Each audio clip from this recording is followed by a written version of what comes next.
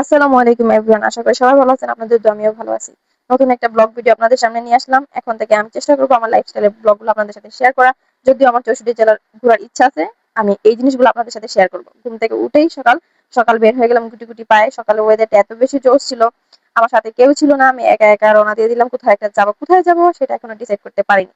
আমি এখান থেকে চলে গেলাম কদমতলী বাস স্টেশন। ওইখানে গিয়ে ভাবতে ভাবতে ভাবলাম যে 64 জেলার মধ্যে ব্রাহ্মণবাড়ি একটা জেলা, ওইটা একটু ঘুরে আসি। টিকিট নেই, উঠে গেলাম বাসে। বাস ছেড়ে এটা হচ্ছে গিয়া শেরপুর চত্বর। আর ওই দিন এত পরিমাণ জ্যাম ছিল বলার বাইরে। মানে আমি ডিসাইড করলাম একটু ঘুরতে যাব, আর এখানে এত জ্যাম। যেখানে আমি 4 ঘন্টা 4.5 ঘন্টা যাওয়ার কথা, সেখানে আমি গেছি 5 ঘন্টা 6 ঘন্টা 6.5 ঘন্টায়। আমি সকাল বের হয়েছি 7টার দিকে, দেন আমার ওইখানে পৌঁছাতে পৌঁছাতে সময় লেগে গেছে 2টার উপরে। যাই হোক, পানসি রেস্টুরেন্ট একটা ব্রেক দিছে, ওয়েদারটা এত পরিমাণ জোর ছিল। তো আমি এখানে একটা চিকেন রোল আর একটা ডাবল পুডিং খেয়ে নিলাম। একা একা কি করব, হুট করে আরেকটা জামে পড়লাম। ওখান থেকে ট্রেন উড়ে উড়ে যাচ্ছে, মানুষ শুয়ে যাচ্ছে। যাই হোক, আমি আমার গন্তব্যস্থলে যাব। এখন আপনাদের সাথে লোকেশন শেয়ার করবো, চলুন। ব্রাহ্মণবাড়িয়া বিশ্বরোড ফেলে একটু সামনেই বাদুগর বাস স্টেশন নামলেই যেকোনো রিক্সা ড্রাইভারকে যদি বলেন আপনি এবি রিভার পার্ক যাবেন, সহজে ওরা নিয়ে যায়। এখন আমি আপনাদেরকে কিছু কথা বলবো। পকেটে টাকা নেই, ঘুরবেন, এসব নিয়ে ভাবতেছেন? এসব চিন্তা বা এইসব চিন্তা করলে আপনার কখনো ঘোরাঘুরি হবে না। যখনই কিছু টাকা হবে তখন এই টাকা নিয়ে বের হয়ে যাবে। কারণ এখন আপনার সময় ঘোরাঘুরি। যখন আপনার কাছে টাকা থাকবে তখন আপনার কাছে সেই বয়সটা থাকবে না, সেই শখটা থাকবে না যে আপনি ঘোরাঘুরি করেন।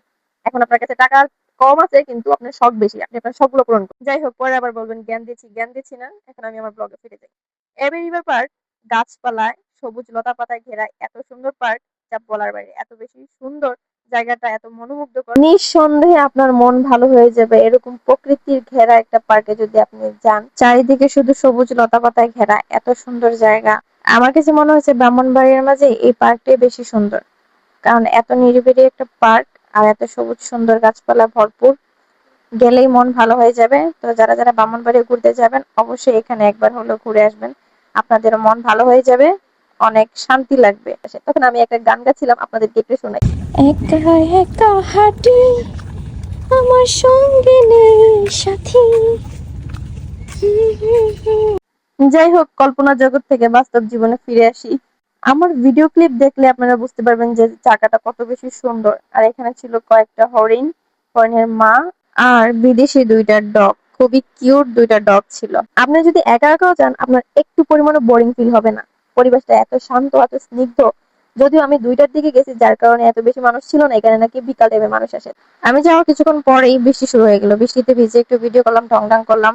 বৃষ্টি হওয়ার পর প্রকৃতি যেন আরো বেশি সুন্দর হয়ে গেল। প্রকৃতির এত সৌন্দর্য রূপ দেখে আমি একদম মুগ্ধ হয়ে গেছি। তখন আমি ভাবলাম যে এত জার্নি করে আসাটা আমার বিফল যায়নি।